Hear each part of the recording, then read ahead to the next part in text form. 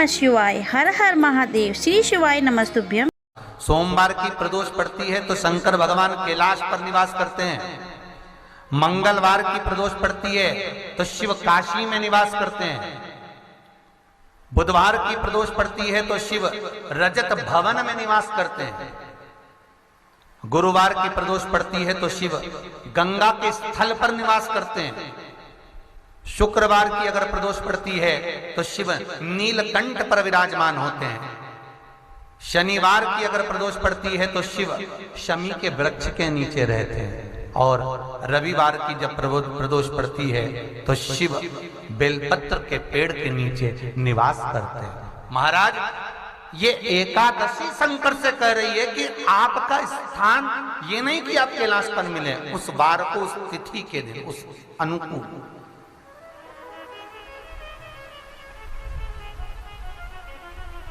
हमारे यहां कहते हैं सोमवार की जो प्रदोष पड़ती है वो इच्छा पूर्ति करती है। मंगलवार की प्रदोष रोग से मुक्ति देती है। बुधवार की प्रदोष कामना की पूर्ति करती है। गुरुवार की प्रदोष शत्रुओं का नाश करती है। शुक्रवार की प्रदोष सुख और शांति देती है। शनिवार की प्रदोष संतान का सुख देती है। और रविवार की प्रदोष जो काम दुनिया में कोई नहीं कर सकता वो अचूक फल की प्राप्ति रविवार की प्रदोष करा देती है। महाराज, ऐसी प्रदोषों का नियम वर्णन किया चाहिए। भगवान कहते ठीक है, तू थोड़ी देर खड़ी हो। एकादशी सम्मुख खड़ी हुई।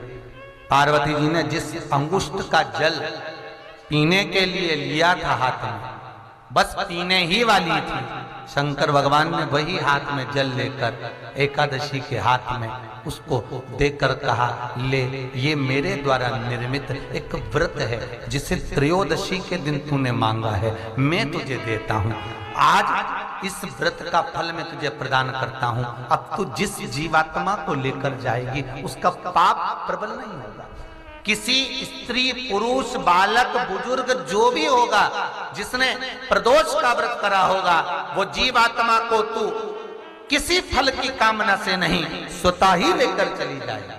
उसमें कोई कामना नहीं है। बन सके जीवन में 11 प्रदोष या 26 प्रदोष करने के बाद आप उसका उद्यापन कर कर विराम भी दे सकते। पर जीवन में एक बार प्रदोष का व्रत मौका मिले, जिस कामना से, जिस दिन का भाव आपके मन में आए कि मुझे रोग से मुक्ति पाना है तो ये प्रदोष मुझे करना है। भाई, और रोग मुक्ति के लिए हम मंगल, जो भी आपके मन में आ रहा है, संतान प्राप्ति के लिए शनिचरी प्रदोष, आप उसका स्मरण करें। फिर लिखा शिव महापुराण में, बड़ा सुंदर लिखा वेदव्यास जी ने, मान लो आप प्रदोष का व्रत नहीं कर सकते, आप अगर व्रत नहीं कर सकते तो प्रदोष के दिन, प्रदोष काल में शाम का समय, सूर्यास्त का कुछ पल, कुछ घड़ी के पहले से लेकर बाद तक का प्रदोष काल के अंतर्गत आप शंकर जी के मंदिर में जाकर 1 लोटा पानी, 5 बेलपत्र भी अगर समर्पित करते हैं तो संपूर्ण प्रदोष का फल आपके भाग्य में प्रबल हो जाए। पूजन का नियम किसने बनाया? ये प्रदोष की संध्या काल का, प्रदोष के समय का पूजन का विधान कौन बनाया? ये प्रदोष के समय पर 1 बेलपत्र चढ़ाने का विधान किसने बनाया? प्रदोष के समय पर 1 समीपत्र चढ़ने का विधान किसने बनाया? प्रदोष के समय पर अगर मान लो कोई भिखारी से भिखारी व्यक्ति भी है जो ठेला चला रहा है, उसके पास में खाने के लिए कुछ नहीं है, फटे कपड़े पहन रहा है, उसकी जिंदगी में कुछ भी नहीं बचा और कर्जे में लदालूम हो गया, एक चावल का दाना अगर वो प्रदोष के दिन, प्रदोष काल में शाम के समय पर शंकर के शिवलिंग पर चढ़ा देता है तो 3 या 4 प्रदोष में उसका कर्जा चूकना प्रारंभ हो जाता है। प्रदोष का विधान। इतना ये प्रदोष का वर्णन करा किसने? इतना प्रदोष की महत्वता बताई किसने? कौन करे इतना वर्णन? अगर प्रदोष की महत्वता बताने वाला कोई है, इसीलिए मेरे शंकर भगवान माता सती को लेकर कुंभज ऋषि के यहाँ, अगस्त ऋषि के यहाँ कथा सुनने के लिए गए थे, क्योंकि उनके बराबर कोई शंकर के महत्व को बता नहीं सकता और प्रदोष के महत्व को नहीं बता सकता। सती मैया को प्रदोष का महत्व बताने के लिए शंकर सती जी को लेकर कुंभज बाबा के यहाँ गए थे, अगस्त ऋषि के, कि प्रदोष के महत्व को तो जानो सती तुम। तुम प्रदोष के महत्व को तो सती जानो, तुम प्रदोष के महत्व को तो सती पहचानो कि प्रदोष का महत्व क्या होता है, प्रदोष काल का महत्व क्या होता है, प्रदोष के समय का महत्व क्या होता है। जिस समय पर सूरज डूब रहा हो, चंद्र प्रकाशित हो रहा हो, दोनों का मेल हो रहा हो, ना तो पूरा सूरज डूबा है, ना पूरा चंद्र आया है, ना पूरा अंधेरा है, ना पूरा उजाला है, उस समय को प्रदोष काल कहा गया, उस समय को प्रदोष का समय कहा, प्रदोष काल कहा। अब कई लोग हमसे कहते हैं गुरुजी आप हमको प्रदोष का समय बताया करो कि प्रदोष काल किसको कहते हैं, प्रदोष का समय किसको कहते हैं।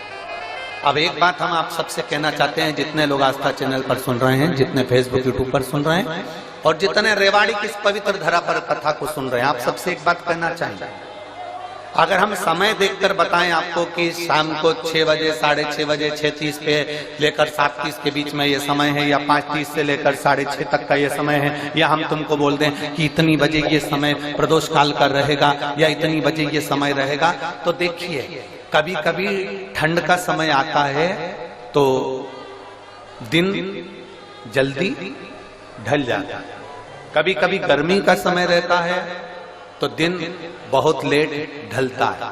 इसलिए समय की गणना से मत चलो, आप तो ये अंदाजा लगाकर रखो कि दिन ढल रहा हो, अंधेरा होना शुरू हो रहा हो, सूरज डूब रहा हो, चंद्र प्रकाशित हो रहा हो, अंधेरा अपना काम कर रहा है, सूरज ढलता जा रहा है, दिन कम होते चले जा रहा है और अंधेरा थोड़ा बढ़ते चले जा रहा है। इन दोनों का जो मिलन का समय हो, अब वो कितनी भी बजे, आप तो बस उसके मिलन का समय निकाल लो, वही समय प्रदोष काल कहलाता है, वही समय प्रदोष काल।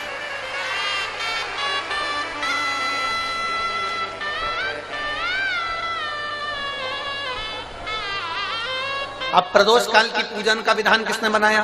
कोई आपसे पूछे तो क्या बताओगे? जम के बोलो जल्दी से, कौन ने बताया था? अगस्त ऋषि। प्रदोष के दिन यदि आपको कहीं से शमी पत्र मिल जाए, प्रदोष के दिन यदि कहीं से आपको शमी पत्र मिल जाए और प्रदोष काल में, प्रदोष का जो समय होता है, शाम का जो समय होता है प्रदोष काल, 4 प्रदोष 5 प्रदोष आप कर कर देखिएगा कि आपका कोई काम है, कोई नौकरी के लिए आप अप्लाई कर रहे हैं, कोई समस्या बड़ी विकट आ गई है, कोई तकलीफ, बड़ा गला पकड़ रहा है बेटा, कोई तकलीफ विकट आ गई है, कोई समस्या विकट आ गई है, प्रदोष के प्रदोष काल अगर एक शमी पत्र भी आप घर के शिवलिंग को, अब ये करने के लिए आपको मंदिर के शिवलिंग नहीं जाना, अपने घर में जो शिवलिंग, चाहे वो स्फटिक का हो, पारद का हो, कंकर शंकर का हो, लकड़ी का हो, जो शिवलिंग तुम्हारे घर में, कांच का हो, चाहे वो नर्मदा के कंकर का हो, नर्मदेश्वर हो, पाषाण का हो, जो शिवलिंग, चांदी का हो, सोने का हो, तांबे का हो, पीतल का हो, जो शिवलिंग तुम्हारे,